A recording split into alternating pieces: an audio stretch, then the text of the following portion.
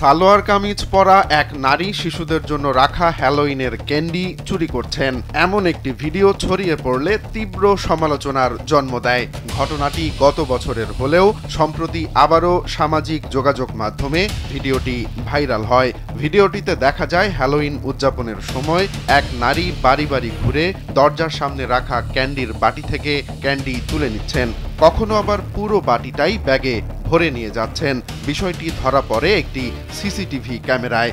ঘটনাটি ঘটেছে কানাডার অন্টারিও প্রদেশের মার্কহামের কার্নেল এলাকায়। ভিডিওটি প্রথমে সামাজিক যোগাযোগ মাধ্যমে ছড়িয়ে দেন স্থানীয় মিডিয়া ব্যক্তিত্ব হ্যারিসন ফলকনার। স্যান্ডেলিনা সো, রূপচর্চায় আভিজাত্য। তিনি সামাজিক যোগাযোগ মাধ্যম এক্সে ভিডিওটি শেয়ার করে লেখেন, অন্টারিওর মার্কহামে স্ট্রিক অর স্টিল দেখা গেছে, কি চলছে ওখানে। প্রায় সঙ্গে সঙ্গেই তার পোস্টটি ভাইরাল হয়ে যায়। কয়েক ঘন্টার মধ্যেই ভিডিওটির লাখ লাখ ভিউ হয়, আর কমেন্টও পড়ে কয়েক হাজার। ওই নারীর পোশাক দেখে তাকে ভারতীয় বংশোদ্ভূত বলে মনে হয়েছে।